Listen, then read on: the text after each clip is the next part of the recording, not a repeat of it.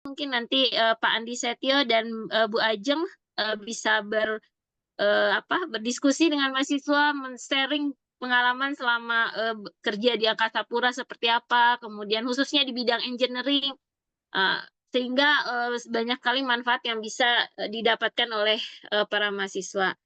Mungkin itu saja Pak Musab. Terima kasih. Sekali Ya, lagi saya ucapkan semoga dan terakhir semoga kerjasamanya nanti kita bisa lanjutkan ke depan. Karena amin. kebetulan kalau dalam program kami, Pak Andi Setio dan Bu Ajeng, itu sangat mendukung ya oleh Menteri Kemendikbud yang sekarang itu sangat mendukung universitas itu berkolaborasi dengan pihak industri, Praktisi. Ya, praktisi industri dan pihak industri baik dalam magang, kemudian kuliah lapangan dan kuliah tamu, sehingga betul-betul ilmu yang didapat mahasiswa itu bukan hanya ilmu dari buku saja, tetapi bagaimana ilmu pengalaman langsung di lapangan dari narasumber dan orang-orang yang memang berkompeten di bidang tersebut. Sekali lagi terima kasih untuk mahasiswa, disimak baik-baik, jangan dilewatkan kesempatannya. Mungkin itu saja pembukaan yang bisa saya sampaikan. Selamat malam. Assalamualaikum warahmatullahi wabarakatuh. Waalaikumsalam warahmatullahi wabarakatuh. Terima kasih Ibu Rindi Twidi Betari selaku Kajur ya atau Ketua Jurusan dari Jurusan Teknik Sipil ya. Dan terima kasih Ibu. Tadi adalah pembuka acara kuliah tamu kita pada pagi ini, pada malam hari ini. Dan saya persilakan kepada Pak Seto dan Mbak Ajeng. The space is yours ya, and the time is yours. Silakan memaparkan apa yang perlu disampaikan kepada mahasiswa. Dan kepada mahasiswa nanti saya akan berikan kode presensi ya, tapi nanti mungkin di tengah waktu saja karena nanti bisa jadi sudah isi presensi nanti malah kabur ya, meninggalkan kuliah. Jadi harus disimak sampai akhir ya. Dan terima kasih Bu Rindu juga sudah hadir. Sekarang kita bisa mulai ke dalam acara inti, yaitu pemaparan kuliah tamu dari Pak Andi Seto dan Mbak Ajeng. Silakan.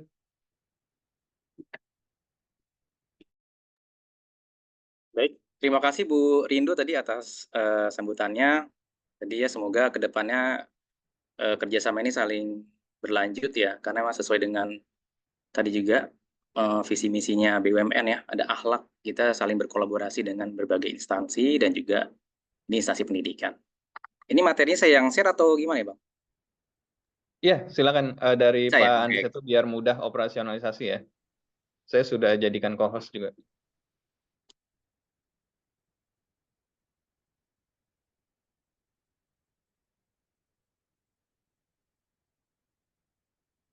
Oke, baik rekan-rekan mahasiswa ya, sudah muncul ya layarnya ya. Ya, sudah Pak. Ya, terima kasih. Ya, jadi mungkin saya akan menjelaskan bersama Bu Ajeng ya mengenai gambaran umum bagaimana sih airport ya dan fasilitinya. Jadi kita mengunboxing ya, menunboxing apa sih isi dari airport itu ya. Dan seperti tadi saya bilang bahwa kalau berbicara airport itu kompleks. Jadi mungkin nggak cukup cuman satu sesi aja udah banyak sekali kan kita bahas dan kita bisa mungkin beberapa sesi ya. Untuk sesi ini mungkin pengenalan awal ya. Nanti sesi berikutnya mungkin lebih ke perencanaannya, teknisnya seperti apa gitu, karena itu butuh sekali materi yang mendalam. Oke, kurang lebih konten dari malam hari ini saya akan menjelaskan bagaimana histori, bagaimana sih kapan sih awal penerbangan komersial itu dilakukan gitu ya. Lalu definisi bandara itu apa dari berbagai reference ya. Lalu regulasi penerbangan dan airport reference ya, baik regulasi internasional maupun nasional yang berlaku di Indonesia.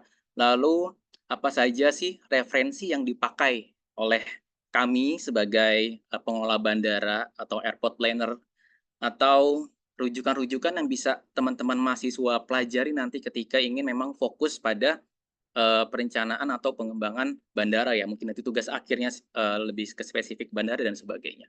Lalu di sini saya akan menjelaskan bagaimana bandara itu bertransformasi ya, dari transformasi 1.0 sampai sekarang ke 4.0. Itu bagaimana transformasi perubahannya bandara itu terjadi. Lalu saya akan menjelaskan infrastrukturnya, airset dan landsetnya itu apa saja sih di dalam bandara itu. Dan terakhir saya akan menjelaskan sekilas tentang PT Angkasa Pura II. Siapa tahu barangkali teman-teman mahasiswa di sini nanti setelah lulus berminat ingin bekerja di Angkasa Pura, kami dengan senang hati mencari talent-talent muda yang berpotensi untuk mengembangkan bandara di Indonesia. Oke, ini dari aspek histori ya. Tadi seperti saya jelaskan bahwa kapan sih pertama kali penerbangan komersil itu dilakukan? Ternyata penerbangan komersil itu dilakukan pada awal kali itu pada tahun 1914. Jadi pada tahun tersebut ya, pilot Tony Janus ini mengangkut 1 penumpang dan penumpang itu wali kota ABPL dari Petersburg, Florida ya. Jadi beliau itu akan melintasi Tampa Bay menggunakan airboat terbangnya. Di sini saya mengutip dari tulisannya Bapak Awaludin dan Agustiana. Kebetulan dua bapak ini direktur kami sebelumnya di AP2, dia mengeluarkan buku Beyond Airport. Mungkin nanti teman-teman bisa mencari bukunya, bisa mempelajari airport itu seperti apa dari aspek kemajuan transformasinya ya. Lanjut lagi tadi ya, penerbangan pertama itu ya sejauh 23 mil itu dikenakan biaya sekitar $5 dan itu menjadi penanda pertama kali penerbangan itu dikomersialkan ya. Dan sejak peristiwa bersejarah tersebut, industri penerbangan itu terus mengalami transformasi dari waktu ke waktu hingga saat ini membentuk satu sistem kebandarudaraan yang saling berhubung dengan sektor lainnya. Mungkin dapat dari gambar ya dulu seperti airboat terbangnya ya. Jadi airport itu landasan pacunya nggak di tanah aja ya, tapi di air juga gitu ya. Nanti kita akan melihat definisi airport itu apa. Nah, berdasarkan Undang-Undang nih Republik Indonesia Nomor 1 Tahun 2009 tentang penerbangan. Di sini ada beberapa istilah apa sih bandar udara ya. Di sini bandar udara berarti adalah kawasan di daratan dan atau perairan ya dengan batas-batas tertentu yang digunakan sebagai tempat pesawat udara mendarat dan lepas landas ya, baik naik turun penumpang, bongkar muat barang dan tempat perpindahan intra dan antar moda transportasi yang dilengkapi dengan fasilitas-fasilitas penunjang ya. Lalu di sini ada pengertian definisi bandara udara domestik. Udah jelas namanya bandara udara domestik adalah bandar udara yang ditetapkan sebagai bandara yang melayani rute penerbangan dalam negeri atau istilahnya domestik. Begitu juga dengan internasional, berarti melayani penerbangan luar negeri atau internasional. Lalu ada lagi istilah bandar udara pengumpul atau hub. Ya, berarti adalah bandara ini mempunyai cakupan pelayanan yang lebih luas dari berbagai bandar udara yang melayani penumpang atau kargo dalam jumlah besar dan mempengaruhi perkembangan ekonomi secara nasional atau berbagai provinsi. Ya, selanjutnya ada istilah bandara pengumpan, yaitu bandar udara yang mempunyai cakupan pelayanan dan mempengaruhi perkembangan ekonomi terbatas. Ya, lanjut. Nah, lalu tadi berdasarkan undang-undang di Indonesia ya. Lalu berdasarkan International Civil Aviation Organization atau ICAO ya. Airport di sini adalah suatu area tertentu di darat atau di perairan, termasuk setiap bangunan, instalasi, dan peralatan yang dimaksudkan untuk digunakan baik seluruhnya atau sebagian untuk kegiatan kedatangan, keberangkatan, pergerakan permukaan pesawat udara, ya, dan mencakup setiap area terkait yang dimaksudkan untuk digunakan oleh pesawat tersebut untuk menerima dan menurunkan penumpang ataupun kargo. Begitu juga dengan pengisian bahan bakar, pemeliharaan, dan tujuan lainnya. Nah, di sini ini yang sangat penting nih teman-teman mahasiswa ya, untuk ingin menjadi sebagai airport planner ya, sebagai ingin menjadi perencana bandara, desainer bandara, ini teman-teman harus pegang regulasi ini yang harus dipelajari. Atau kalian nanti mau tugas akhirnya membahas tentang manajemen bandara, pengembangan bandara ya. Ini ada beberapa regulasi yang wajib banget teman-teman pahami ya. Mungkin bisa sambil dicicil ya selama kuliah 4 tahun ke depan ya. Apa aja sih isi dari regulasi ini? Ya mungkin memang ada yang berbayar, ada yang enggak ya, cuman mungkin bisa resumenya bisa cari di googling ya. Jadi ada beberapa regulasi dan standar internasional yang menjadi acuan. Yang pertama di sini ada ICAO dari International Civil Aviation dan Organization. Ya di sini kayak seperti ada beberapa jilid ya. Lalu ada IATA, ya ada International Air Transport Association. Ya, di sini dua ini sebenarnya yang paling utama. Jadi ICAO dan IATA ini adalah regulasi atau standar internasional yang sangat-sangat menjadi pakem acuan kami ya sebagai pengelola bandara. Bagaimana mengelola bandara itu terjadi, bagaimana membuat standar-standar, misalkan standar ruang gerak penumpang, berapa sih kapasitas terminal yang mumpuni. Nah, itu ada standar-standar yang dijelaskan di dua regulasi internasional ini. Ada juga sebenarnya regulasi lain ya, yaitu dari FAA ya, Federal Aviation Administration, dan ada TSA, Transportation Security Administration, dan ada ACI, Airport Council International, dan CANSO. Untuk ACI ini itu lebih kepada data fasilitas ya. Ada data fasilitas safety dan security, dan juga memang data-data statistik terkait fasilitas, customer experience, dan IT. Untuk yang FAA, TSA ini memang lebih banyak digunakan pada USA ya. Tapi kita sebagai pengelola juga mungkin bisa menjadi referensi. Cuma memang dua regulasi ini dipakai di USA.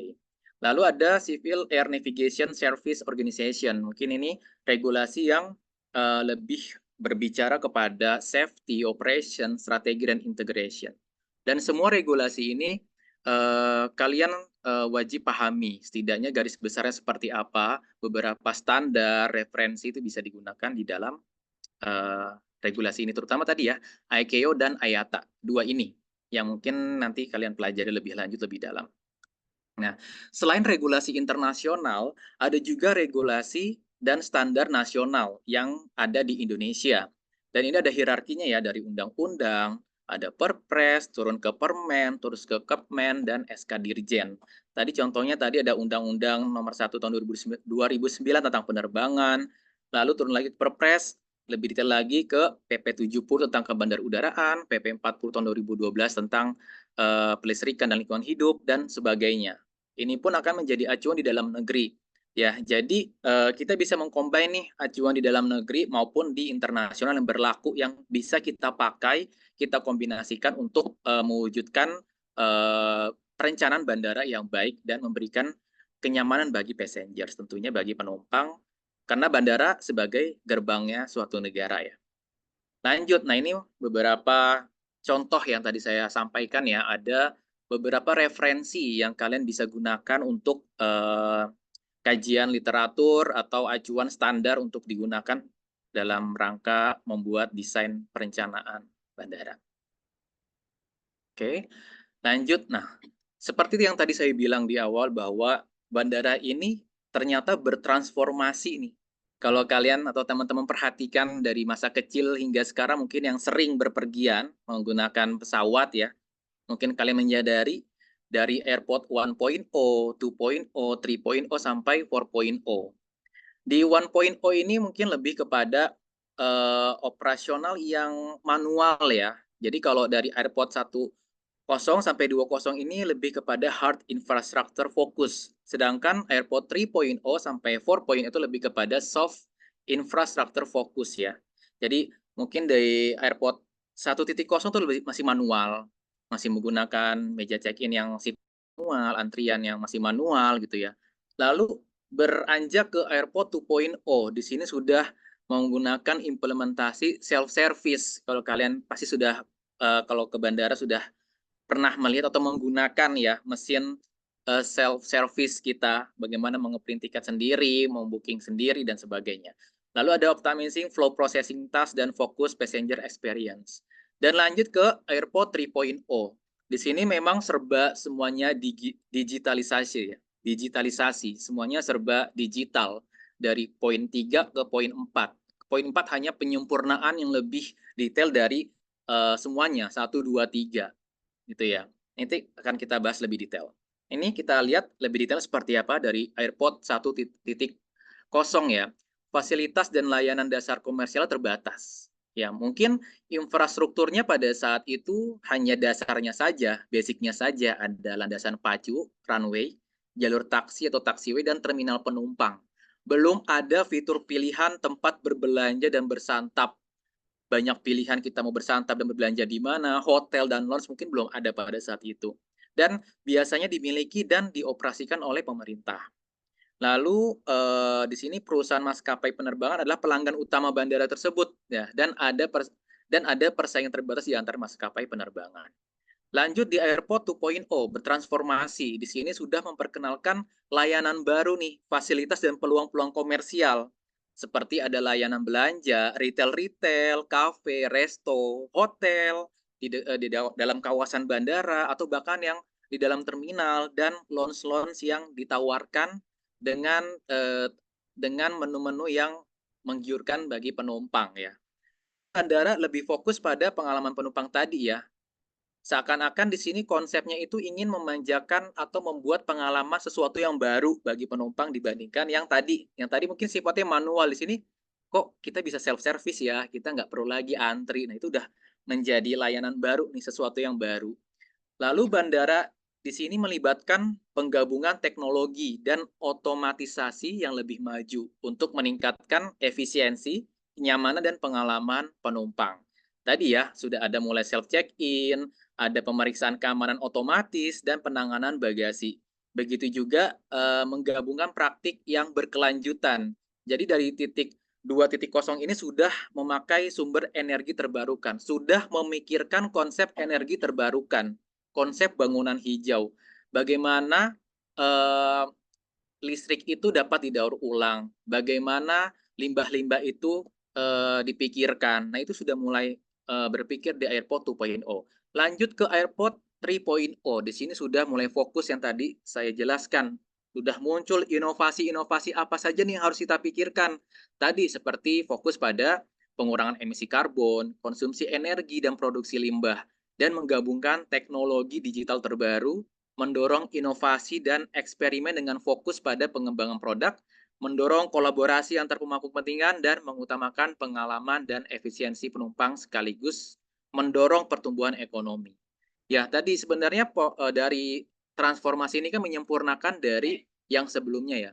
Di 3 ini sudah memikirkan, oh kita sudah pakai PLTS, pembangkit listrik tenaga surya, bagaimana kita menggunakan energi matahari untuk kita daur ulang menjadi kebutuhan listrik di bandara gitu. Jadi sudah berpikir pada inovasi-inovasi, terus berpikir pada serba digitalisasi dan sebagainya. Begitu juga dengan di Airport 4.0, itu udah menyempurnakan dari 1 sampai ke 3 hingga keempat ini benar-benar disempurnakan dengan teknologi digital dengan pengambilan keputusan berbasis data. Kita sudah pakai data-data apa saja untuk merencanakan inovasi baru lagi, ya.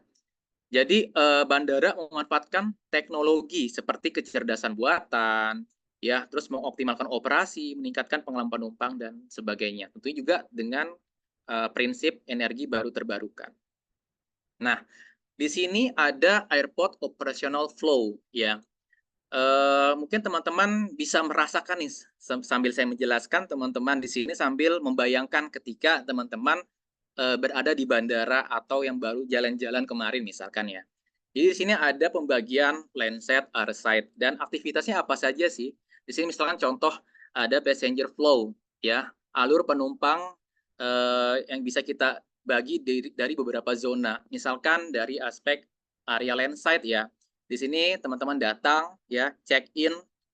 Tentunya di sini berarti ada area check in. Nanti area check in itu ada apa saja sih, nanti mungkin bisa lihat lebih detailnya ya. Lalu ada boarding pass control ya, ada security control ya. Lalu kalau emang tujuannya mau ke domestik berarti langsung ke boarding lounge dan menuju ke domestic gates ya. Tapi ketika berbicara penerbangan internasional berarti dari security control langsung ke imigrasi ya, lalu ada misalkan bawa karantina, ke karantina dulu custom ya, lalu ke international departure lounge ya, baru ke international gate. Itu yang kegiatan dari keberangkatan ya, ketika teman-teman mau berangkat naik pesawat. Begitu juga dengan alur yang teman-teman tiba di bandara nih, habis jalan-jalan, turun ya. Kalau emang tujuannya domestik langsung ke baggage claim ya, baru langsung keluar. Tapi ketika dari tujuan dari luar negeri internasional, langsung ke imigrasi dulu ya, baru ke baggage claim, dan misalkan ada bawa hewan atau tumbuhan, ke karantina dulu, baru ke luar ya. Begitu juga dengan kegiatan transfer. Kalau memang tujuannya domestik, dari tiba gitu ya, langsung ke security control dulu, baru ke lounge dan ke gate-nya. Begitu juga dengan internasional ya, ke security control, ke imigrasi, security control, lalu ke misalkan ada karantina dulu ya, baru ke lounge dan ke gate. Ya kurang lebih ini mudah dipahami lah ya zona-zona kegiatan ini. Sebenarnya di balik kegiatan ini ada kebutuhan ruang ya. Ada kebutuhan ruang apa saja yang harus terpenuhi, nanti dijelaskan lebih detail di slide berikutnya. Nah, di data arsitek Neovert Jilid 2 pun sebenarnya sama. Dia juga menjelaskan alur kegiatan penumpang, baik yang akan berangkat maupun yang akan tiba. Kegiatannya hampir semuanya sama ya, prinsipnya sama ya. Dari check-in, terus ke SCP-2, security control ya, terus lalu ke boarding lounge dan gate yang domestik. Begitu juga dengan yang internasional ya, check-in, dari check-in langsung ke SCP-2, SCP-2 ke imigrasi, dan ke lounge dan ke gate-nya. Begitu juga dan sebaliknya. Nah, untuk di sini juga dijelaskan, bentar, oke, di sini teman-teman bisa melihat bagaimana flow penumpang ketika dijelaskan dari beberapa, mungkin saya jelasnya beberapa tipologi bangunannya ya. Jadi ada yang satu lantai, kegiatannya seperti apa? Seperti direct ya, kalau di gambar nomor 2 ini, poin 2 ini. Satu lantai bangunannya terlihat jelas direct antara alur kedatangan penumpang maupun ketibaan penumpang, begitu juga dengan alur barangnya, ya, kargo. Begitu juga dengan yang bangunan mungkin 2 lantai ya, bertingkat. Nah, ini ada yang kegiatannya memang di bawah dan lantai atas. Dapat dilihat alurnya.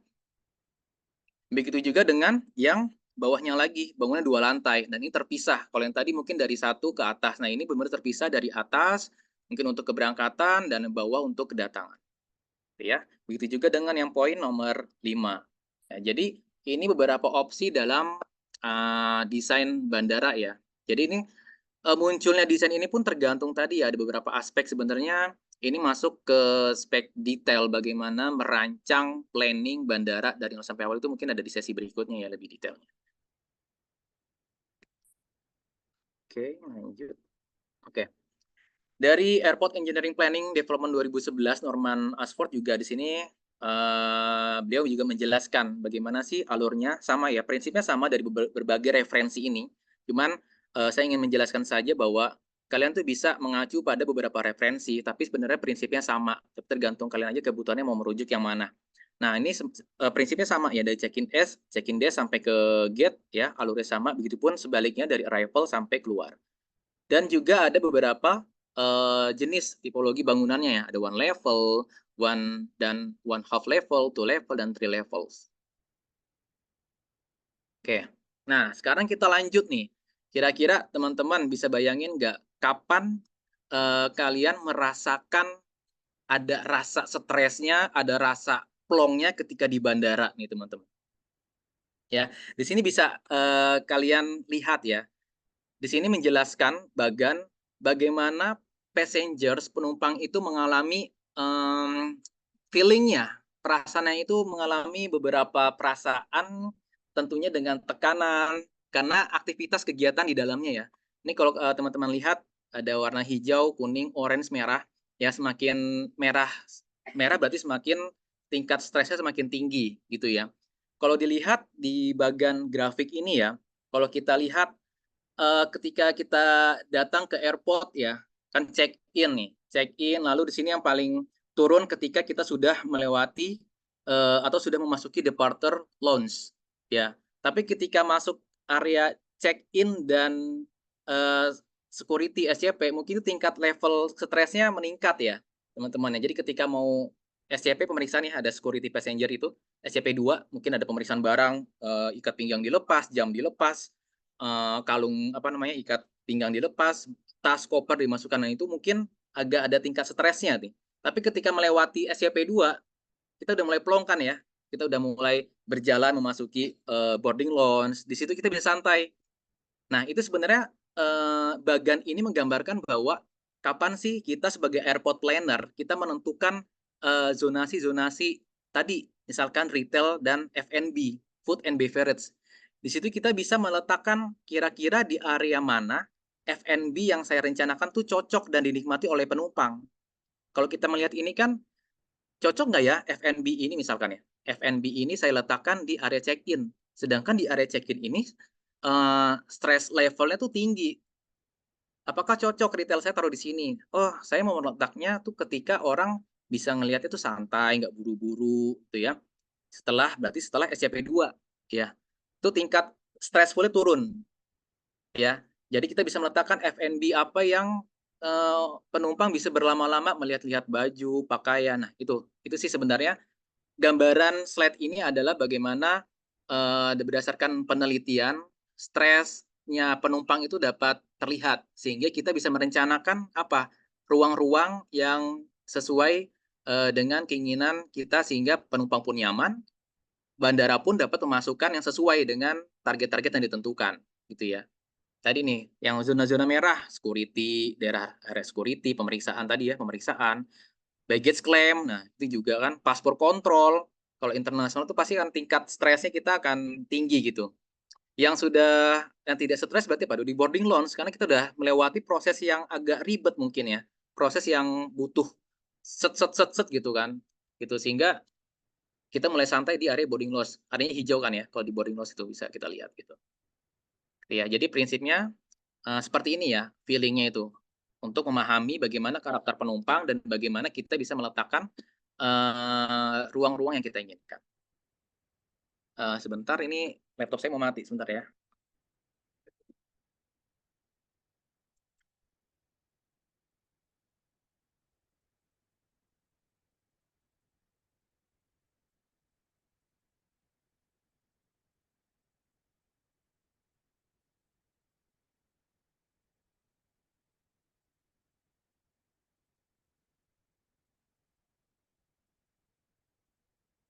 Oke ya, kita lanjut.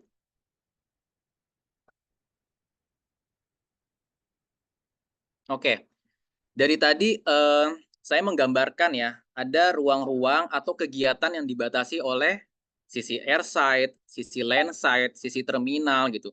Sebenarnya apa sih definisi airside itu, landside itu, terminal itu apa gitu ya? Di sini berdasarkan ICAO Annex 14 ya. Jadi dimaksud dengan airside atau sisi udara adalah bagian dari suatu bandar udara yang dimaksudkan untuk digunakan bagi kedatangan, keberangkatan, dan pergerakan pesawat udara, serta pergerakan kendaraan terkait personil kargo antar pesawat udara dan wilayah operasional lainnya. Area sisi udara biasanya mencakupi landasan pacu atau runway, taxiway, apron atau tempat parkir pesawat, dan area lain tempat pesawat beroperasi atau parkir. Lalu akses ke area tepi udara dibatasi hanya untuk personil dan kendaraan yang berwenang. Dan langkah-langkah keamanan diterapkan untuk menjamin keselamatan dan keamanan operasi. Jadi memang ada beberapa area di bandara yang tidak sembarangan orang bisa masuk ya teman-teman ya. Kecuali tadi di landset mungkin sampai boarding lounge ya. Atau yang untuk orang umum mungkin sampai area check-in aja di depan. Gitu. Tapi setelah melewati SCP-2 itu hanya penumpang saja ya. Apalagi di area sisi udara itu benar-benar hanya terbatas. Lanjut, apa sih pengertian dari landside ya? Di sini berdasarkan ICAO Annex 14 ini bagian dari suatu bandar udara yang diperuntukkan bagi akses umum. Nah, yang tadi seperti saya bilang, untuk pemberian pelayanan kepada penumpang dan pengunjung, serta untuk pergerakan kendaraan, personil, dan kargo yang tidak berhubungan langsung dengan pengoperasian pesawat udara. Lalu apa saja yang termasuk area sisi darat? Biasanya bangunan terminal itu sendiri, ya, area parkir, jalan akses, area lain di mana penumpang, pengunjung, dan kendaraan non pesawat beroperasi. Selanjutnya, akses ke area darat umumnya terbuka untuk umum, ya, dan langkah-langkah keamanan diterapkan untuk menjamin keselamatan dan keamanan penumpang, pengunjung, dan karyawan bandara. Kecuali tadi ya, di terminal pun ada batasannya. Kalau untuk umum, misalkan pengunjung atau pengantar, mungkin batasan sampai sebelum SCP-2. Jadi area check-in atau area sebelum masuk SCP-2 itu untuk orang umum bisa masuk semuanya. Kecuali setelah melewati SCP-2 hanya penumpang saja yang memiliki tiket untuk terbang hingga di boarding lounge hingga ke gate dan ke pesawatnya. Itu ya. Selanjutnya, nah ini mungkin sisi detail udaranya. Tadi mungkin berbicara darat, udaranya mungkin akan dijelaskan Bu Ajeng. Silakan Bu Ajeng. Oke, terima kasih banyak Mas Seto. Mungkin tadi penjelasan awal dulu ya, dilihat dari histori, definisi bandara, terus regulasi dan transformasi bandara yang saat ini mungkin udah teknologi sudah memegang peranan penting dalam transformasi di bandara. Nah, ini kita lanjut ke yang lebih detail ya terkait fasilitas di bandara, terutama di Indonesia. Tadi mungkin Mas Seto sudah menjelaskan terkait regulasi internasional yang ada, yang kita pakai untuk di bandara. Kemudian itu diturunkan juga ke dalam peraturan regulasi di Indonesia. Mungkin kini kita bisa ambil salah satu regulasi Menteri Perhubungan nomor 36 tahun 2021 tentang standarisasi fasilitas bandar udara. Nah, ini kita mungkin berikan gambaran dahulu ya, ada fasilitas apa aja sih di kawasan bandara itu. Kita bagi menjadi dua, yaitu fasilitas pokok dan fasilitas penunjang. Yang wajib ada di bandara itu adalah fasilitas pokok. Fasilitas pokok sendiri itu terbagi menjadi tiga. Itu ada fasilitas keselamatan dan keamanan penerbangan, fasilitas sisi udara, dan fasilitas sisi darat. Untuk fasilitas keselamatan dan keamanan penerbangan sendiri ini banyak detailnya. Itu ada fasilitas apa aja yang wajib. Ini semua fasilitas harus ada di bandara, di kawasan bandara. Yang pertama itu fasilitas keselamatan penerbangan, fasilitas PKPPK. PKPPK itu apa? Itu adalah pertolongan keselamatan pada pemadam kebakaran. Jadi itu kayak pemadam kebakaran ketika ada kecelakaan pesawat itu wajib ada di kawasan bandara, di mana pertolongan itu harus wajib sampai ke tempat kejadian itu dalam waktu 3 menit misalnya dalam ke suatu lokasi. Nah, terus yang kedua itu alat bantu pendaratan visual. Ini juga termasuk fasilitas yang wajib ada. Sistem catu daya kelistrikan, pagar, dan peralatan salvage. Salvage itu peralatan penolongan pertama saat ada kejadian. Nah, yang kedua itu fasilitas keamanan. Fasilitas keamanan yang wajib ada di terminal dan di airside itu ada pendeteksi bahan peledak, pendeteksi organik, pendeteksi metal, pendeteksi bahan cair, pemantau lalu lintas, baik dari sisi airside, landside, kargo, dan kawasan lainnya, non-terminal. Kemudian pembatas daerah keamanan terbatas. Di sini ada area yang tadi sudah dibilang tidak bisa dimasukin oleh orang luar ke dalam. Itu biasanya area airside. Itu tidak semua ada pas kontrol sendiri untuk orang yang bisa masuk ke area tersebut. Terus ada pengendalian jalan masuk dan komunikasi keamanan penerbangan. Nah, kemudian mungkin yang akan kita fokusin di sesi ini itu ada fasilitas sisi udara dan fasilitas sisi darat. Sisi udara ini dia terdiri dari beberapa bagian, yaitu landas pacu, runway, terus runway strip, runway and safety area. Itu adalah lokasi di mana yang disediakan ketika ada pesawat yang kejadian overrun atau misalnya kejadian lewat saat take off atau landing itu lewat dari runway. Terus ada stopway, clearway, taxiway, landas parkir atau apron di mana pesawat itu parkir, marka dan rambu, dan taman meteorologi ini untuk BMKG. Jadi di bandara itu juga banyak stakeholder yang wajib ada. Nah, ini untuk bagian pengamatan cuaca. Terus untuk fasilitas sisi darat ini juga terdiri dari beberapa hal. Itu terminal penumpang, terminal kargo, tower atau menara lalu lintas penerbangan. Mungkin di sini untuk di bandara, untuk menara lalu lintas penerbangan itu dipegang oleh Airnav. Jadi Angkasa Pura II juga bekerja sama dengan stakeholder lain yang standby selalu 24 jam dalam pengamatan lalu lintas penerbangan. Terus ada jalan masuk, parkir, depo pengisian bahan bakar pesawat, bangunan hanggar untuk pesawat menginap, bangunan administrasi atau kantor, marka dan rambu, dan fasilitas pengolahan limbah. Jadi ketika kita bilang fasilitas sisi darat itu banyak, jadi nggak hanya terminal penumpang ya. Jadi itu adalah suatu kawasan yang memang dimaksud itu bisa diakses publik tapi tidak banyak stakeholder yang memegang peran di dalam hal itu. Kemudian yang kedua, selain fasilitas pokok itu ada fasilitas penunjang untuk kawasan bandara. Ini tidak wajib, tapi ini sesuai dengan kebutuhan yang dibutuhkan dari bandara tersebut. Misal semakin banyak penumpang atau semakin banyak traffic, itu biasanya fasilitas penunjang akan semakin banyak juga. Jadi fasilitas yang secara langsung atau tidak langsung menunjang kegiatan bandar udara dan memberikan nilai tambah secara ekonomis pada penyelenggaraan atau pengelolaan bandar udara. Nah, ini bisa perbengkelan, pergudangan, penginapan hotel, toko, restoran, lapangan, dan sebagainya. Next. Nah, mungkin ini kita agak detail dikit, tapi masih di tahap awal dahulu. Nah, untuk runway atau landas pacu dalam pesawat melakukan take off dan landing, itu dalam perencanaan runway itu kita biasanya mempertimbangkan 3 hal. Yang pertama itu melihat dimensi runway. Ini faktor penting, itu biasanya kita mempertimbangkan dari jenis atau tipe pesawat udara apa yang akan landing di bandara tersebut.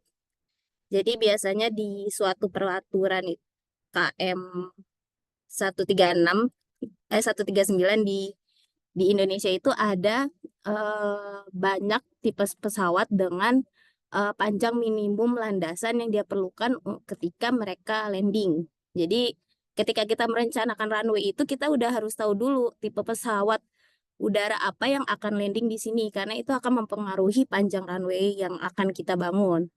Kemudian kapasitas untuk take off landing ini mungkin akan berpengaruh ke ini juga kekuatan dari struktur runway buat pesawat itu landing karena kan kita tahu ya pesawat itu beratnya kan mungkin tontonan.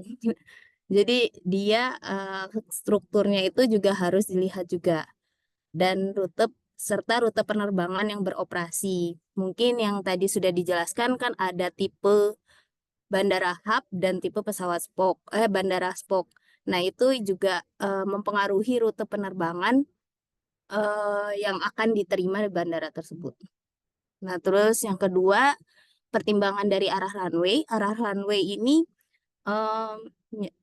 dipengaruhi oleh dari windrows, jadi arah angin. Jadi ketika kita mau menentukan arah runway itu, kita juga harus melihat arah angin dominan. Jadi ketika kita menentukan misalnya runway mau menuju ke utara, barat, selatan itu kita harus memperhitungkan dulu angin mana yang dominan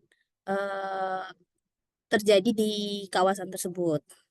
Tuh. Yang kedua, lintasan pesawat, area terdampak kebisingan juga itu mempengaruhi karena bandara itu biasanya tidak boleh dekat dengan permukiman dan ada syarat regulasi kawasan operasional penerbangan. Dia ada batasan ketinggian, juga ada batasan kepadatan karena kan operasionalnya itu akan memberikan suara pesawat itu akan memberikan kebisingan yang cukup tinggi juga ke kawasan pemukiman. Nah, yang keempat itu zona pendaratan dan permukaan bebas penghalang yang tadi terkait bangunan. Kemudian konfigurasi runway. Runway itu kalau di Indonesia saat ini mungkin masih searah ya. Jadi dia ada beberapa tipe juga. Yang pertama itu single runway, paralel, intersecting. Intersecting ini biasanya terjadi untuk kawasan dengan beberapa musim. Jadi dia mempunyai arah angin yang mungkin di dalam 1 tahun itu misalnya setengah tahun arah dominannya dia ke sini, terus pas tahun musim apa dia arah dominannya berubah. Makanya dia mempunyai intersecting runway. Misalnya ini contohnya di New York, Amerika. Bisa kita lihat di bawah. Terus yang keempat itu open V runway. Ya, jadi konfigurasi runway tergantung dari jumlah dan arah angin setempat. Tadi sih 3 hal yang mempengaruhi dalam perencanaan runway. Kemudian di apa ya, komposisi dalam airside untuk runway itu dia ada, selain panjang runway ini dia ada bagian stopway itu ketika untuk keamanan, terus ada resa runway and safety area. Jadi ketika pesawat overshoot, dia ada kawasan yang masih menjaga pesawat itu tidak mengalami kerusakan, jadi dilebihi gitu. Kemudian ada bagian juga clearway, bisa dilihat di gambar ya. Kemudian untuk prosedur penentuan panjang runway ini, rencananya itu kita lihat dahulu dari traffic atau forecast penumpang. Jadi biasanya kalau semakin banyak traffic itu kan pasti tentunya pesawat itu akan semakin besar ya. Semakin besar dan pesawat mungkin yang saat ini besar kan terkait Airbus 330, Airbus 350 yang mungkin saat ini ada di Soekarno-Hatta ya. Nah, dan tiap pesawat baik Airbus maupun Boeing itu mempunyai di peraturan itu punya beban main gear sendiri. Jadi kita harus menentukan dahulu pesawat terkritis apa yang akan landing di perencanaan bandara kita. Kemudian setelah kita tentuin pesawat terkritis apa, terus kita tentuin juga yang pertama itu penerbangan tujuan terjauh, karena itu akan menentukan maksimum take off weight. Karena beban pesawat tentunya kalau semakin jauh penerbangan dia kan akan memegang beban yang paling berat juga ya. Selain penumpang, pesawat itu kan berat juga ada terkait bahan bakar, terus bagasi, dia juga harus memperhitungkan itu. Makanya dia akan mempengaruhi ke berat pesawat. Nah, setelah kita tahu berat pesawat yang terberat itu apa, kemudian baru kita menghitung panjang landasan untuk take off dan landing. Nah, itu yang akan menentukan panjang runway, perencanaan panjang runway di suatu bandara. Dan itu biasanya dipengaruhi juga dengan ketinggian suatu kawasan, temperatur, angin, sudut kemiringan, dan kondisi permukaan. Next. Nah, untuk panjang dan lebar runway ini ditentukan dari jenis pesawatnya sebenarnya. Nah, untuk jenis pesawatnya ini mungkin nanti kalau mau lihat sambil baca itu udah ada sebenarnya, mau baik Boeing atau Airbus itu dia sudah setiap spek pesawat itu udah punya panjang minimum dia untuk take off dan landing. Jadi kita lihat dulu misalnya Airbus gitu. Airbus dia akan punya untuk minimum dia take off dan landing itu misalnya dia punya di panjang harus di atas 3.000.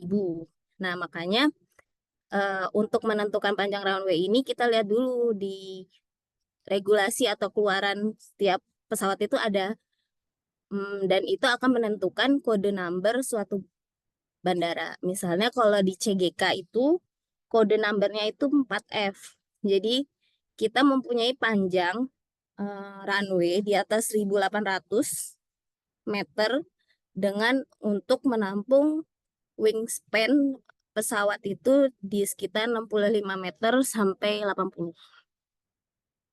Nah, untuk lebar runway ini juga ditentuin juga dari untuk regulasi terbaru yang ADRM 14-15 ya. Yang terbaru itu dia ada penentuan jarak outer main gear span itu kayak rodanya ya.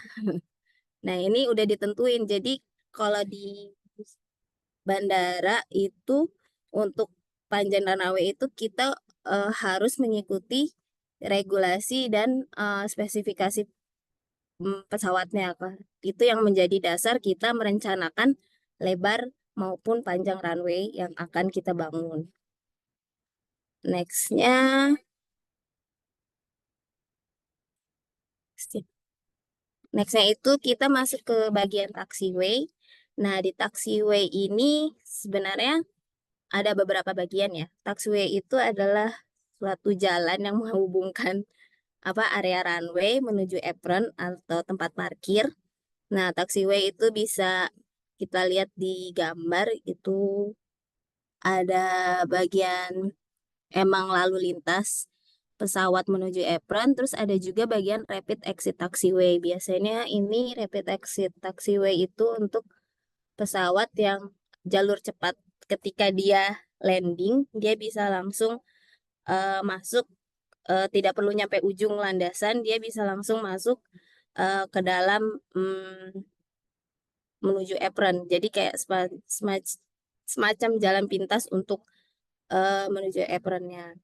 Karena dia tidak perlu runway itu kan panjang, bisa jadi yang landing ke pesawat di bandara itu tidak hanya pesawat yang gede-gede, bisa aja pesawat yang kecil itu sudah bisa langsung ke menuju rapid exit taxiway tanpa perlu menuju ke ujung landasan. Gitu.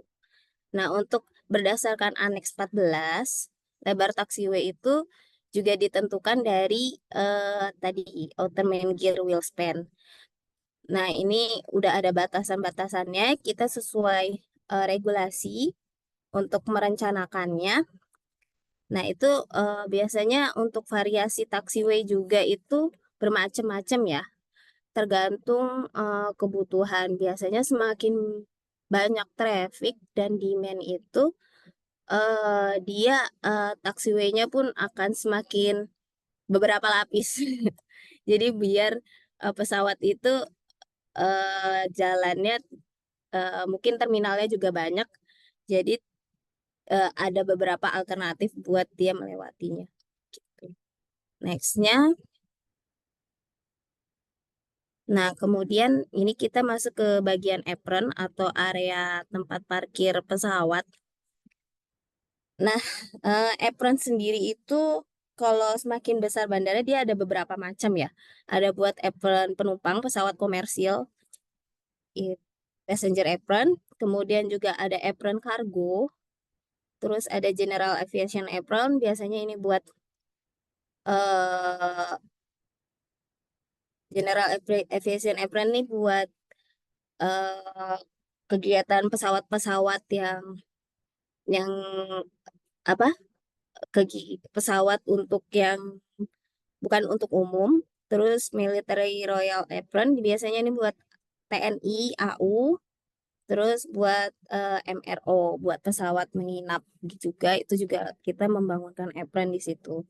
Nah, apron ini juga ada beberapa jenis, itu buat kontak stand, itu suatu apron yang langsung terhubung dengan Garbarata. Garbarata itu jadi mungkin kalau di CGK kalian bisa masuk ke boarding lounge, terus masuk ke pesawat, itu ada kayak jalur penghubung yang di T3 ya, bisa masuk langsung ke pesawat, itu difasilitasi jalan lah Garbarata yang ruang ber-AC itu. Nah, kalau untuk remote stand sendiri dia tidak memakai Garbarata jadi apronnya. Jadi dia ada di luar, mungkin kita turun terus kita difasilitasi shuttle gitu. Dan ada remote stand buat pesawat juga menginap. Terus ada tipe juga walkout gate apron. Walkout gate apron ini biasanya dimiliki buat bandara-bandara kecil. Jadi mungkin karena traffic atau demand-nya tidak terlalu banyak, penumpang tuh mungkin kalau kalian pernah ke Bandara Banyuwangi atau Bandara Tanjung Pandan, nah itu karena kembali lagi ya, karena ada perencanaan yang memerlukan investasi tinggi, mungkin kita bisa dahulu membuat apron yang walkout gate terlebih dahulu tanpa Garbarata gitu. Walkout gate, terus power in, power out stand. Jadi ini tipe apron di mana pesawatnya itu kepalanya itu ada di bagian luarnya terminal. Terus nextnya. Nah, ini untuk terminal penumpang, mungkin tadi udah dijelaskan oleh Mas Seto. Untuk flow kita di terminal itu kita pertama kan turun di bandara, terus kita dicek oleh security screening, terus mungkin ada area buat sebelum kita mendaftarkan untuk boarding pass ke check-in counter, terus kita masuk ke boarding pass check-in, dari boarding pass check-in kita masuk ke security screening, terus ke boarding, dan kita langsung flight. Nah, ini ada beberapa area yang tadi sudah dibilang ya. Landside itu area yang dibuka untuk publik, dan untuk airside itu adalah kawasan terbatas. Jadi pasti untuk memasuki area ini ada security control check-in. Nah, untuk konfigurasi terminal sendiri itu ada beberapa macam tipe. Itu ada tipe bandar simple tuh biasanya bandara kecil ya, karena mungkin terminalnya dia cuma beberapa, luasnya tidak terlalu besar. Terus linear, dia satu garis, baik itu setengah lingkaran atau satu garis lurus. Terus concourse, biasanya ini terminal dia misalnya ada beberapa terminal tapi dihubungi oleh suatu penghubung, baik di bawah ataupun penghubung oleh passenger, jalur penghubung di atas ataupun penghubung shuttle gitu. Terus standar, terus pier ini mungkin contohnya di T3, jadi dia gabungan linear tapi ada jari-jari di ujungnya. Terus satelit dan tipe satelit gitu. Nextnya, nah ini mungkin ada beberapa penjelasan terkait kelebihan dan kekurangan dari tiap konfigurasi terminal ya. Untuk konsep sederhana linear ini mungkin kita yang tadi udah dibilang ya, cocok untuk bandara kecil, tapi untuk konsep linear ini harus memiliki apron yang luas gitu, karena kan dia cuma satu garis. Terus konsep pier finger itu ya tadi kekurangannya mungkin jumlah parkir pesawat udara cenderung sedikit. Konsep satelit itu untuk luas apron menjadi minimum dan jumlah pesawat udara parkir bisa banyak. Terus konsep transporter tidak membutuhkan koridor atau bangunan penghubung, tapi mengurangi jarak tempuh penumpang. Dan bisa juga ada konsep-konsep yang bisa di-hybrid gitu, digabung, campuran dari beberapa konsep utama di atas. Nextnya. Nah, ini kita ambil contoh kawasan di CGK ya. Jadi kawasan di CGK ini dia punya 3 runway. Runway utara, runway selatan, dan runway ketiga. Runway ini ya, yang utara yang nomor 1, selatan yang salah, utara tuh yang nomor salah ya, utara nomor 1, runway 2 sama runway 3. Nah, ini kita itu lihat traffic dan demand yang di CGK ini sudah sampai per tahun itu udah sampai 51.000 pax. Nah, jadi pengembangan terminal di CGK itu cukup terus meningkat. Mungkin bisa dilihat yang warna kuning itu adalah fasilitas existing yang sudah dimiliki CGK, baik kita punya terminal kargo, terus kita punya bahkan penghubung antara taxiway, penghubung runway antara runway utara dan selatan. Terus kita juga punya passenger movement system dan fasilitas seperti hanggar buat pesawat menginap juga, dan fasilitas lainnya, karena hingga pengembangan Terminal 4 pun masih diperlukan fasilitas yang akan terus dikembangkan di CGK ini. Nextnya, ini contoh, kita ambil contoh layout bandara kecil ya. Bandara kecil yang satu contoh kita punya di Angkasa Pura itu di Tanjung Pandan, Belitung.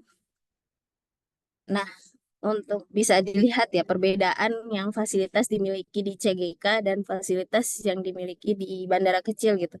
Karena mengingat eh, perencanaan suatu bandara itu kan juga melihat proyeksi dari penumpang.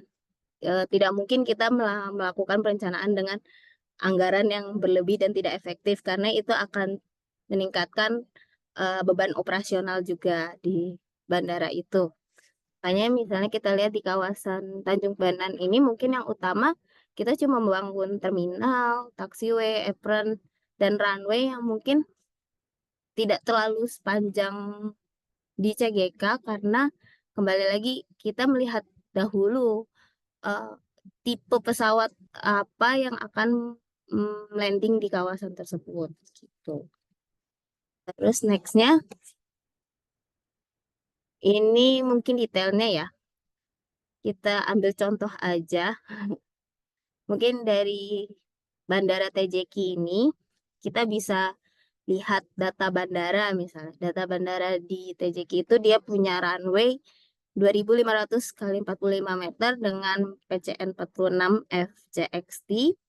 Terus taxiway, kita punya dua taxiway di bandara ini. Terus apron, di mana bisa parkir 5 pesawat ya, 5 parking stand. Terus PKPPK kategori 7, terus critical aircraft tadi, kemampuan pesawat kritis, pesawat buat paling berat apa yang bisa dia tampung, terus dengan luas terminal di 4.261 meter persegi, terus parkir kendaraan, terus kargo, dan bahkan hingga ke kapasitas powerhouse untuk operasional bandara tersebut. Itu sih, ini emang banyak banget fasilitas yang didata ya buat suatu kawasan. Terus nextnya, oke. Mungkin ada Mas Seto mau menambahkan. Ya, terima kasih Bu Ajeng. Ya, jadi teman-teman ya, ini salah satu contoh bandara yang dimiliki AP2. Yang tadi yang seperti di Bu Ajeng jelaskan tadi ada beberapa jenis apron ya, terutama untuk bandara kecil. Nah, ini penumpang nggak terhubung langsung nih kalau mau ke terminal dengan Garuda itu ya. Tapi ini langsung tiba di apron, langsung dia jalan baru menuju ke terminal. Ya, teman-teman ya. Jadi ini salah satu contoh bandara kecil ya, yang tadi konsepnya dia menurunkan penumpang di apron lalu dia berjalan memasuki terminal. Berbeda dengan yang di CGK tadi ya. Kalau CGK tadi itu nah, kalau CGK tadi terutama di Terminal 3. Terminal 3 itu langsung terhubung dengan Garuda. Itu bisa langsung. Jadi memang tergantung konsep bandara itu direncanakan ya. Dan juga tergantung dari demand-nya juga. Apa besar kecilnya bandara kan tergantung pada demand-nya, pada traffic ya. Dan traffic ke depannya seperti apa juga bisa direncanakan.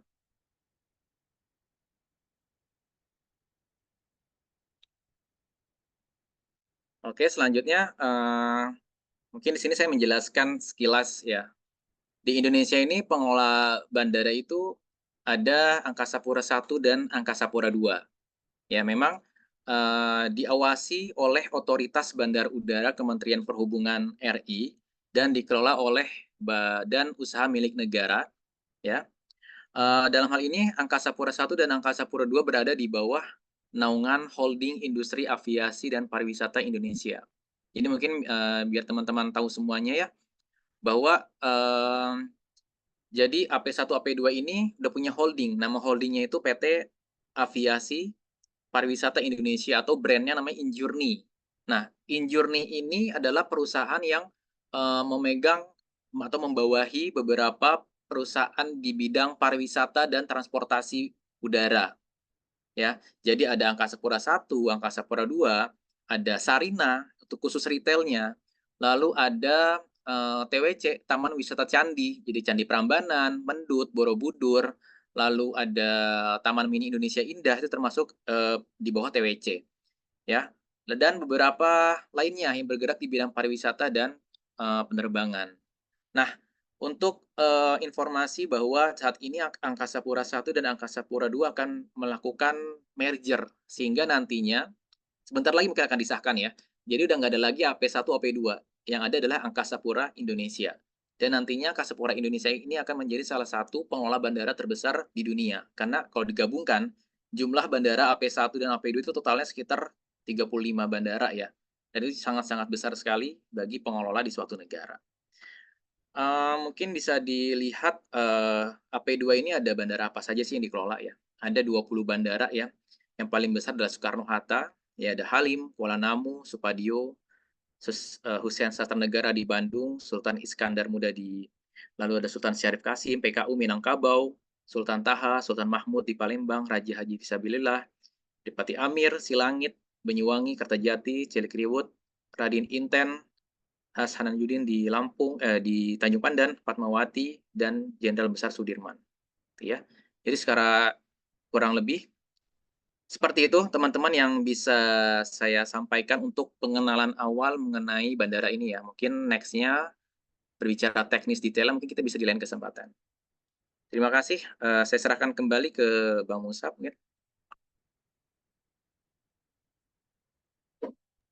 Baik, terima kasih Pak Andi Seto dan Mbak Ajeng ya atas paparannya yang sangat daging sekali ini isinya.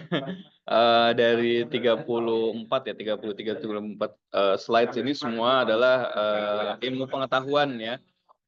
Ada sebagian ilmu pengetahuan pengantar yang sudah diketahui oleh mahasiswa, tapi lebih banyak ini banyak informasi-informasi baru ya, terutama yang up to date seputar perhubungan bandara khususnya di Indonesia ya, bahwa terjadi pengembangan sistem hierarki, lalu juga komponen-komponen yang ada di dalam infrastruktur bandara itu kan tidak melulu hanya misalnya di airside hanya ada 3 runway, taxiway, apron gitu ya, tapi juga ada fasilitas penunjang, dan begitu pula juga dengan landside itu tidak hanya tersusun atas terminal atau area parkir saja atau traffic control, tapi juga ada banyak unit-unit lain dan building components lain yang tadi banyak sekali di dalam suatu peta yang komprehensif. Itu artinya menunjukkan bahwa perkembangan industri aviasi ini sangat cepat ya, dan ini juga mungkin perlu disinggung juga ya Pak Andi Seto dan Mbak Ajeng, bahwa ini juga setelah mencoba untuk pulih dari adanya pandemi COVID kan, sejak 2020-2021 yang memang menjadi salah satu faktor kunci turunnya performa ya di dalam aktivitas perhubungan udara. Dan kemudian alhamdulillah bangkit kembali, kemudian ada revisioning, ada pandangan-pandangan baru, rencana-rencana baru yang insya Allah ke depan ya itulah yang akan menjadi motor ya, penggerak untuk industri aviasi di tingkat nasional. Sekali lagi terima kasih Pak Andi Seto dan Mbak Ajeng.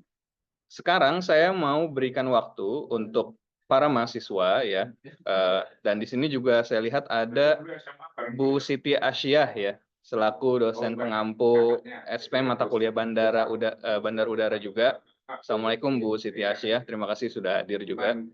Dan sebenarnya kita ada satu lagi Pak Andi Seto dan Mbak Ajeng, yaitu Ibu Dwi Novi ya. Bu Dwi Novi juga pengampu SP mata kuliah Bandar Udara. Jadi ada 3 orang dosen. Silakan mahasiswa dari kelas A, B, atau C bisa bertanya, mendiskusikan berbagai hal, atau mengkonfirmasi juga ya dari misalnya apa yang sudah didapat di kelas oleh Pak Musab, kemudian dibandingkan dengan materi yang sudah diberikan oleh Pak Andi Seto dan Mbak Ajeng, atau hal lain yang perlu didiskusikan. Silakan kepada mahasiswa diberikan waktu untuk berdiskusi. Ada yang mau bertanya? Habiskan malam lah, di Jakarta ya. Saya sangat mendorong kalian untuk bertanya ya. Kalau ada yang mau bertanya, silakan raise hand terlebih dahulu. Silakan. Ya, Rizal. Silakan, Rizal. Sebutkan nama dan NPM ya, serta dari kelas berapa. Perkenalkan, Nanti Pak Andi Seto dan Mbak Ajeng bisa langsung jawab ya.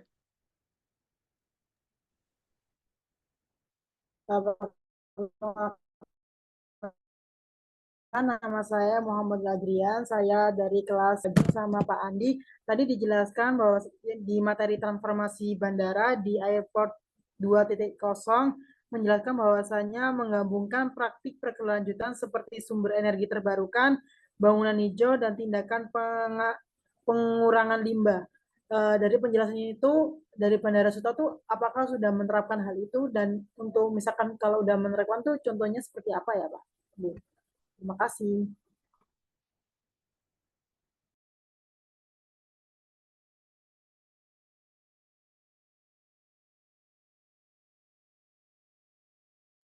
Ya, ada lagi yang ingin bertanya? Silakan. Ya, mumpung waktunya masih tersedia.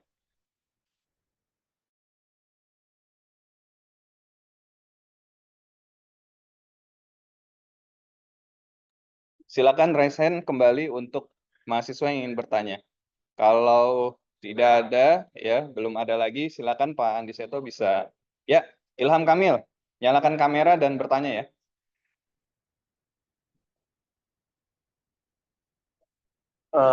Nama saya Muhammad Ilham Kamil.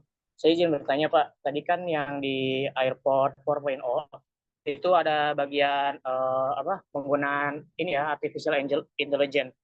Nah kalau di Indonesia sendiri sih Pak, bagaimana sih AI ini digunakan di bandara? Apakah cuma buat keamanan aja atau hal ke bagian-bagian yang lain gitu kayak cari data penjualan atau informasi kan kalau AI itu berhubungan sama data ya rata-rata. Gimana tuh Pak kalau AI di airports? Terima kasih Pak. Bagus pertanyaannya ya, mempertanyakan relevansi teknologi terkini ya, dan mungkin tantangan atau ancamannya. Ya, terima kasih Ilham. Ada lagi? Selain Rizal dan Ilham? Oke, baik. Silakan Pak Andi Seto dan Mbak Ajeng. Baik, terima kasih teman-teman mahasiswa, luar biasa, senang sekali nih pada semangat. Udah jam 9 tapi masih tetap semangat ya. Kita saling sharing ya sekarang. Jadi tadi pertanyaan pertama, penerapan energi baru terbarukan ya. Apakah sudah ada yang digunakan di Bandara AP2? Ya, dari tahun 2000 mungkin sebelum COVID perencanaannya, tapi implementasinya pas setelah COVID ya. Itu penerapan PLTS ya. Penerapan energi terbarukan PLTS. Jadi penggunaan PLTS di atap-atap bangunan terminal, khususnya di Terminal 2, Terminal 3 ya. Baik yang di dasar tanah ground ya maupun di atap. Nah, itu sangat-sangat digencangkan lah di Bandara AP2 itu harus sudah menerapkan PLTS. Selanjutnya, selain PLTS tadi, apa saja sih penggunaan mobil listrik atau motor listrik di lingkungan bandara? Jadi di Terminal 3, Terminal 3 ya, sudah menerapkan stasiun untuk pengisian untuk kendaraan listrik. Ya, kalau teman-teman pernah ke T3 itu ada di parkiran domestik yang di depan ya. Ya, domestik ya kalau nggak salah. Ya, domestik di depan itu sudah ada stasiun pengisian kendaraan listrik. Ya. Itu sudah diterapkan di beberapa terminal khususnya di Bandara Internasional Soekarno-Hatta. Jadi dari sisi green-nya itu dari aspek PL yang baru diterapkan ya, PLTS ya, diterapkan di atap-atap bangunan terminal maupun di ground di sekitar runway yang tentunya yang tidak mengganggu kegiatan penerbangan ya sudah ditentukan. Selanjutnya adalah penerapan penggunaan kendaraan listrik dan pengimplementasian stasiun pengisian kendaraan listrik. Ya, sudah diketahui juga bahwa di bandara itu sudah ada beberapa taksi listrik, ya, terus mobil operasional khususnya di lingkungan bandara menggunakan kendaraan listrik. Ya, itu yang benar-benar lagi digencarkan, terutama di seluruh Bandara Angkasa Pura II. Lalu nanti mungkin tambahan dari Bu Ajeng ya. Lalu ada penggunaan AI di bandara, itu gimana sih? Terus apakah berdampak ya, kurang lebih seperti itu ya. Memang penggunaan teknologi yang semakin canggih itu butuh apa ya? Butuh bertahap ya, dalam artian gini, ketika teknologi itu digunakan pasti ada yang dikorbankan. Pertama, misalkan kita sudah menggunakan self check-in tadi ya. Self check-in otomatis kan penggunaan tenaga manusianya itu akan berkurang ya. Tenaga manusia akan berkurang, otomatis akan mengurangi apa? Mengurangi tenaga pekerja itu sendiri gitu. Terus contohnya ada penggunaan robot pada saat itu ya, penggunaan robot di area boarding lounge untuk apa ya, untuk memanjakan penumpang. Pelayanan itu pun akan mengurangi apa? Mengurangi tenaga manusia gitu ya. Jadi memang ada plus minusnya, mungkin akan bertahap. Ya, untuk awalnya mungkin akan kaget, tapi ke depannya kita mau nggak mau harus seperti itu gitu. Seperti kayak belanja online aja, sekarang serba online. Otomatis pasar yang ini akan berdampak juga kan, yang offline gitu. Ya sama kasusnya yang berada di bandara gitu. Penggunaan teknologi, kemajuan teknologi, begitu juga dengan AI itu akan berdampak juga. Nah kalau untuk AI-nya sendiri mungkin lebih ke pelayanan informasi ya. Yang saya tahu mungkin Bu Ajeng ada yang lebih update pelayanan informasi yang menggunakan AI, terutama pada penerbangan, untuk penerbangannya. Oke, mungkin Bu Ajeng ada tambahan Bu Ajeng? Kita mungkin dari yang pertama dulu ya, yang sumber energi. Nah, untuk di Bandara CGK sendiri ini, kita secara kebijakan itu juga sudah menyusun Eco Airport Master Plan di kami di kantor pusat ini ya. Jadi selain yang sudah disampaikan dari Mas Seto yang saat ini sudah coba kita implementasikan, yaitu yang PLTS, terus SPKLU, stasiun pengisian kendaraan listrik. Nah, itu bertahap, kan tentu ada suatu tahapan ya. Nah, di situ sebenarnya kita juga sudah membuat roadmap. Ada roadmap untuk menuju sustainability green itu sendiri. Nah, mungkin yang saat ini tahap awal kita perkembangkan, mungkin kalau selain di CGK, PLTS sudah ada kayak sebagai percontohan dahulu ya. Selain di CGK, di BWX itu juga sudah mulai ada PLTS, bahkan sebagai contoh yang diambil di Indonesia buat Green Airport.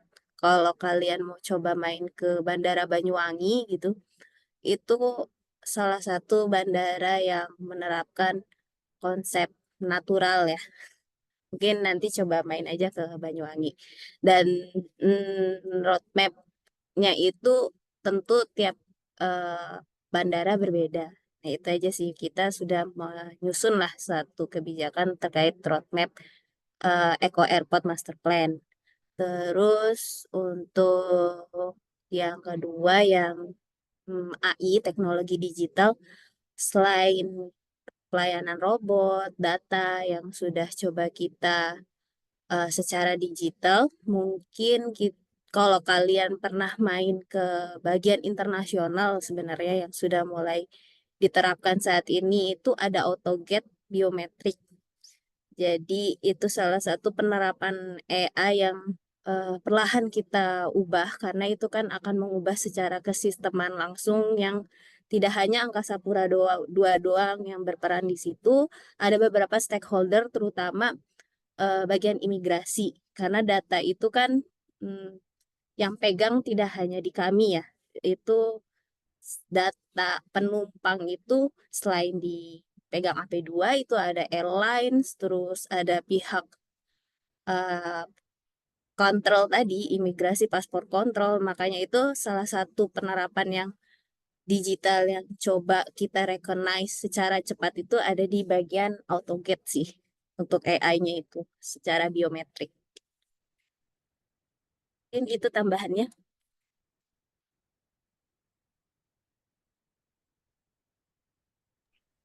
Oke, baik. Terima kasih Mbak Ajeng dan Pak Seto. Bagaimana Ilham dan Rizal? Apakah sudah terjawab atau mau mempertanyakan kembali? Sudah terjawab, Pak. Ya, oke. Sudah terjawab, Baik. Pak. Terima kasih. Ya, baik. Terima kasih Ilham. Ada lagi pertanyaan mungkin dari mahasiswi nih ya. Ini dari kelas B aja nih. Rizal, Ilham nih dari kelas saya ya. Mungkin dari kelas Bu Dwinovi atau dari kelas Bu Siti ada pertanyaan dari mahasiswanya atau mahasiswinya. Silakan, waktu kalian nih jarang-jarang nih ketemu dengan garda terdepan pelaku yang ada di bandara ya. Yang tentu saja jelas punya wawasan, pengalaman dan lebih mendalam ya, lebih tahu banyak daripada dosennya, daripada saya gitu maksudnya. Jadi saya pikir ini waktu yang sangat berharga untuk kalian kalau ada penasaran, pertanyaan ya tentang bandara. Mungkin Fakih Setiawan mau bertanya? Iya Fakih, Pak, saya izin ya, bertanya. silakan Fakih. Izin Pak Andi dan Bu Ajeng, kan Pak Andi itu sebagai, kalau saya lihat di LinkedIn Bapak dan Ibu, Pak Andi itu sebagai architectural designer dan Bu Ajeng itu sebagai airport engineering development di PT Angkasa Pura II. Sebenarnya saya mau bertanya mengenai ini sih, apa keseharian Bapak dan Ibu kerja di bidang itu tuh bagaimana? Menurut saya ini penting ditanyakan karena kita sebagai mahasiswa supaya lebih mengetahui gitu di dunia kerja tuh bagaimana gitu. Terima kasih. Itu aja sih.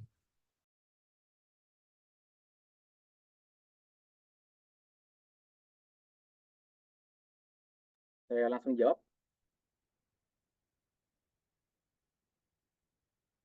Oke ya. Ya, Oke, monggo Pak. Fakih ya. Oke, Fakih, terima kasih tadi pertanyaannya. Bagaimana keseharian saya dan Bu Ajeng dalam menjalankan pekerjaan di Angkasa Pura II? Dan memang benar tadi di LinkedIn ya, sebagai architectural designer ya. Memang cerita sedikit ya, pengalaman saya memang masuk ke Angkasa Pura itu di-hire untuk dicari sebagai tenaga ahli arsitektur. Karena pada saat itu Angkasa Pura membentuk tim konsultan internal ya dalam merencanakan suatu bandara ya. Jadi mungkin dulu tuh selalu menggunakan apa-apa konsultan, tapi kita coba membuat konsultan internal ya. Ibarat jadi kita meng-hire tenaga ahli arsitektur ya. Nah, dari saat itu memang pekerjaan awal saya memang fokus pada desain, mendesain terminal maupun fasilitasnya, hotel, masjid, perkantoran, dan sebagainya yang berada di landside, khususnya di landside. Ya. Tapi lama-kelamaan ya, kita tidak hanya mengetahui sebatas itu saja gitu. Di dalam merencanakan bandara, ya kita memang harus mencari ilmu di multidisiplin gitu ya. Seperti yang Bu Ajeng bilang tadi di awal ya, kita tuh nggak harus di bidang arsitektur aja pahamnya gitu. Tapi kita juga harus paham di sipil, bagaimana sih setidaknya logika basicnya lah ya, kita paham bagaimana sih merencanakan tadi runway, ada 3 faktor utama dalam merencanakan runway, arah angin, ya, dimensi, dan sebagainya gitu ya. Lalu selain dari teknik sipil, dari sisi elektronya seperti apa? Elektronikanya seperti apa? Dari sisi servisnya seperti apa? Dari sisi komersilnya seperti apa? Contoh nih ya, pengalaman saya pribadi nih. Ketika saya diperintahkan untuk mendesain boarding lounge misalkan. Ketika saya mendesain boarding lounge, tapi dari aspek komersil teriak nih, oh nggak bisa Pak, boarding lounge retail saya di situ nggak bisa gitu. Meskipun saya mendesain seindah mungkin, sebagus mungkin dengan ideologi saya sebagai arsitek ya, tapi dari aspek komersil belum tentu itu disetujuin. Ya, yang seperti saya bilang ada empat kolaboratif yang biasa kita saling bekerja gitu. Dari aspek engineering, dari aspek service, ya, dari aspek komersil dan aspek operasi. Nah, 4 bidang ini yang selalu kita bekerja sama, berembuk bersama dalam merencanakan suatu bandara gitu. Jadi ketika arsitek merencanakan suatu ruang, tapi belum tentu dari sisi pemikiran sipil komersil itu juga klop gitu. Kita juga butuh masukan dari mereka gitu. Oh ternyata dari arsitektural ini belum tentu ini aman. Contoh Bandara Banyuwangi, pernah nggak ada yang udah pernah belum ke Bandara Banyuwangi BWX? Coba boleh raise hand. Silakan Belum raise ada ya? hand yang kayaknya belum ya, Pak. Oh belum ya. Oke jadi gini, nanti mungkin kalian bisa searching ya. Bandara Banyuwangi itu mendapatkan penghargaan Aga Khan Award ya. Karena apa? Karena konsep arsitekturnya yang bertemakan green architecture, baik dari penggunaan atapnya, material, pemanfaatan ruangnya, menggunakan pemanfaatan pencahayaan alami, pengudaran alami, nah, dan penggunaan atapnya juga dapat mereduksi panasnya matahari. Nah, di awalnya bandara ini dirancang banyak sekali bukaan-bukaan. Entah itu bentuknya kisi-kisi untuk lubang cahaya, entah itu kisi-kisi untuk lubang udara aliran angin masuk gitu. Yes, dari sisi arsitektur itu bagus banget. Aliran angin dapat, pengudaraan dapat, pencahayaan dapat. Tapi dari sisi safety dapat nggak? Kan ada area terbatas tadi kita jelaskan ya. Setelah SCP-2 itu kan area terbatas ya kan, harus ada boarding pass-nya atau orang-orang tertentu yang memiliki izin seperti boarding lounge. Boarding lounge itu kan udah masuk ke sisi udara ya, karena dekat runway dan apron. Ketika ruangan boarding lounge itu dirancang misalkan berongga, apakah itu akan menimbulkan bahaya? Bisa saja kan orang melempar bom masuk ke rongga-rongga tersebut. Nah itu nggak bisa gitu. Jadi desainnya berubah di lapangan ketika dari sisi operasi dan safety itu tidak memungkinkan, itu harus ditutup rongganya. Mau nggak mau yang tadinya konsepnya udara alami mengalir, mau nggak mau tetap ditutup dan pakai AC. Nah, itu suka dukanya ya. Jadi ya kita harus paham juga sebagai arsitek juga harus paham regulasi. Kita juga harus paham dari sisi safety, operasi, komersil, itu harus paham semuanya. Ya, kita sambil belajar juga di sini. Oh, ketika dari aspek desain seperti ini, tapi dari aspek operasi dan safety itu tidak boleh, karena akan membahayakan bandara tersebut dan mengganggu kenyamanan penumpang. Itu sih. Jadi, suka dukanya bekerjanya ya kita harus saling tahu, nggak cuma di bidang kita aja, tapi semua kita juga harus paham dari aspek operasi, safety, komersil, dan lainnya operasi. Ya, mungkin Bu Ajeng ada tambahan. Ya. Perjalanan kerjaannya. Sebenarnya pekerjaannya tuh mungkin udah mau hampir 5 tahun ya. Agak berubah. Mungkin yang seperti disampaikan Mas Seto, kan kita pernah mengalami masa pandemi ya. Mungkin sebelum masa pandemi itu terjadi, kita fokus kerjaan yang diambil itu terkait kita mengkonseptual desain, ngebasic desain bahkan suatu bandara itu perencanaan mau dibangun seperti apa. Nah, terus mungkin kalau setelah pandemi ini terjadi, di mana traffic bahkan pernah ditutup ya, suatu penerbangan operasional terbang ke suatu daerah itu pernah ada mengalami penutupan. Nah, itu kita mengalami suatu namanya optimasi. Optimasi. Jadi di sini mungkin pekerjaan terutama kita ya berdua itu di bidang teknik banyak pekerjaan yang under construction di Angkasa Pura II gitu. Kita memegang 20 bandara, ada banyak pekerjaan investasi di mana saat pandemi masuk itu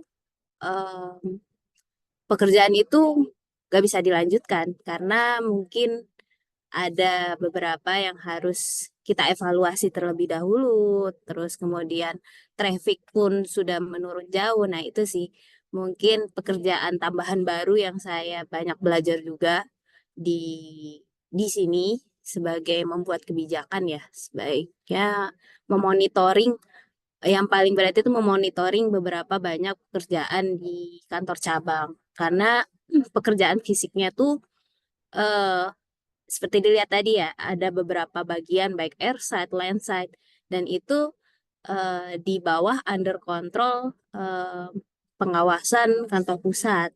Jadi mau nggak mau ya kita harus memonitoring pengembangan pembangunan tersebut gitu sih. Mungkin itu sih kalau terkait pekerjaan yang challenging ya, karena mengawasi suatu proyek itu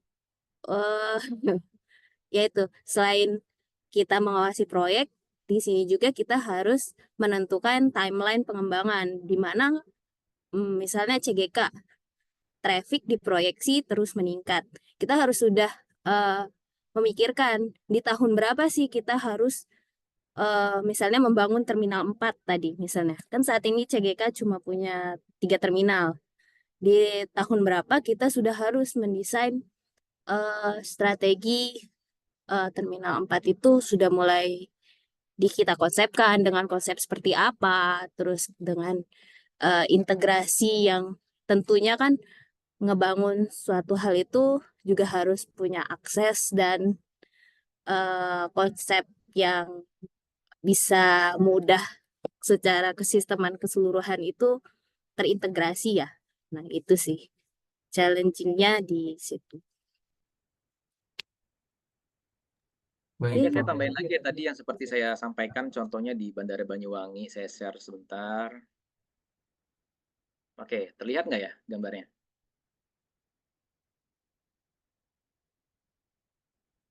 Terlihat ya? Oke ya. Terlihat. Jadi ini Bandara Banyuwangi ya, dengan konsep green architecture, dan bandara ini mendapatkan penghargaan Aga Khan Award ya, karena memang konsepnya yang luar biasa, menerapkan konsep green architecture ya. Seperti teman-teman lihat di sini ya, konsepnya memang dari penggunaan material, dari desain fasad, atap gitu ya. Memang ini luar biasa desainnya. Seperti ini gambar ini, banyak sekali bidang-bidang rongga ya. Dan ini dari aspek boarding dapat melihat langsung ke area sisi udaranya. Nah, ini pada saat itu menjadi kritik lah ya, bahwa nggak bisa seperti itu, karena dari sisi keamanan, safety, dan operasinya akan terganggu nih. Ketika ada ancaman, ada bahaya, ini akan menimbulkan dampak ke penumpang dan terminal itu sendiri, entah itu ada kejahatan bom atau apa, sehingga mungkin orang bisa sembarang aja melempar bom melewati rongga-rongga itu gitu kan, misalkan di boarding lounge-nya gitu ya. Nah itu salah satu salah satu gambaran bahwa dalam merencanakan airport ya, atau airport planner atau airport designer ya harus paham itu, harus paham dari aspek regulasi, harus paham dari aspek operasi, harus paham dari aspek safety, dan harus paham aspek terhadap konsesi ya, komersil gitu. Itu jadi kita harus paham semua itu. Itu sih teman-teman ya gambarannya. Jadi kita misalkan kalian nanti emang mau fokus bekerja di pengelola bandara, di AP2, AP1, ataupun di bandara luar, ya itu, banyak ilmu yang didapatkan lah di perusahaan yang bergerak di bidang pengelolaan bandara ini. Pasti kita akan terus kerjasama lintas stakeholder, lintas multidisiplin. Oke, ada lagi mungkin yang mau ditanyakan? Silakan. Ada lagi yang mau ditanyakan? Terima kasih Pak Seto, Mbak Ajeng. Ini tentang pertanyaan tentang keseharian ya. Saya pikir Pak Seto nanti akan menjelaskan tentang bagaimana Pak Seto bangun dari subuh terus mandi sarapan enggak ya. Hanya tentang pekerjaan ya. Ya, terima kasih. Dan Pakih gimana? Sudah cukup terjawab? Cukup, Pak. Terima Oke, kasih, Pak Andi dan baik. Bu Ajeng. Baik. Ya, tanpa terasa ini waktu kita sudah menjalani sekitar 100 menit ini Pak Seto dan Mbak Ajeng ya. Dari perkuliahan kami di mata kuliah bandara ini sebanyak 2 SKS ya. Pak Seto paham juga pasti di dalam ini ya, profesi akademik dosen ya. 2 SKS tuh biasanya 100 menit ya. Jadi alhamdulillah 100 menit ini kita sudah lewati ya. Dan para mahasiswa yang hadir di sini, saya minta sebelum nanti kita tutup acara ini. Silakan menyalakan kamera video untuk bukti presensi ya dan kehadiran. Dan kalau tidak ada pertanyaan lagi, saya pikir cukup untuk malam ini juga ya. Kita bisa tutup dan mudah-mudahan ada yang bisa kalian pelajari dan kalian pahami dari materi yang diberikan oleh Pak Seto dan Mbak Ajeng dalam kuliah tamu pada malam hari ini. Dan mudah-mudahan terutama untuk kelas B ya, kita akan coba untuk adakan site visit ya. Nanti kita coba mungkin di bangunan Terminal 3 ya. Pak Seto dan Mbak Ajeng nanti kami akan siapkan mungkin surat-surat atau prosedur administratif yang diperlukan. Mudah-mudahan ada satu waktu di sisa waktu SP yang tersisa ini untuk mahasiswa bisa adakan survei ya ke lokasi. Mungkin secara singkat nggak apa-apa karena ini sebagai informasi juga Pak Seto dan Mbak Ajeng ya. Di kelas saya sendiri, di kelas B itu saya sudah survei bahwa dari 29 orang mahasiswa, 50% yang baru pernah ke bandara ya.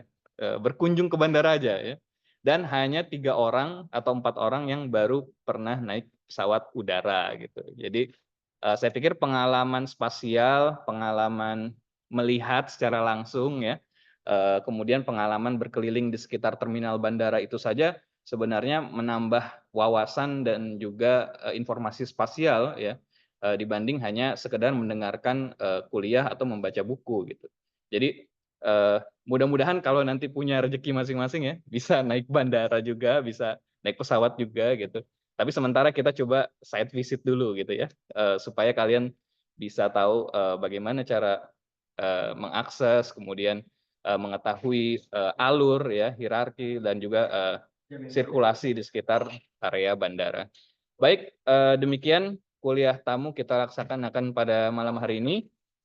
Sekali lagi saya ucapkan terima kasih kepada Bapak Andi Seto dan kepada Mbak Ajeng Santika telah bersedia meluangkan waktunya ini sampai malam hari di luar jam kantor ya.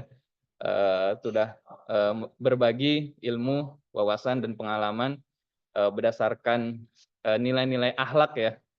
Nah ini kan juga kami selaku dosen ASN juga punya nilai akhlak yang sama nih, berakhlak ya. Jadi berorientasi pada pelayanan, bagaimana meningkatkan pelayanan pendidikan supaya mahasiswa bisa meningkatkan kapasitas dan ilmu pengetahuannya. Baik, saya tutup pada hari ini. Silakan semua mahasiswa menyalakan kamera video sebagai bukti kehadiran dan saya akan lakukan screenshot kehadiran.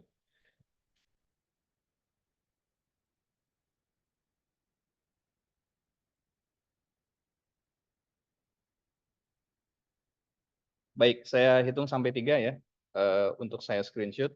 Pak Andi Seto dan Mbak Ajeng, saya minta waktunya untuk bisa menyalakan kamera video juga ya. Terima kasih.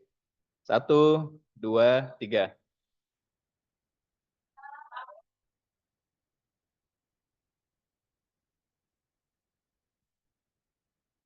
Ya, baik, satu lagi. 1, 2, 3.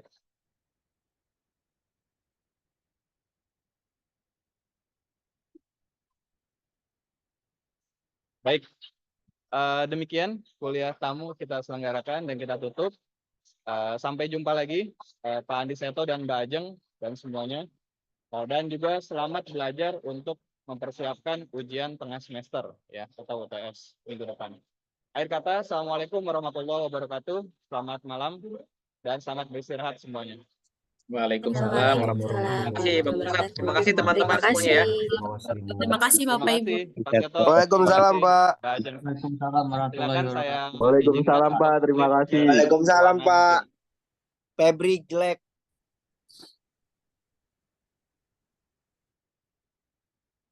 Terima kasih. Saya tutup ya.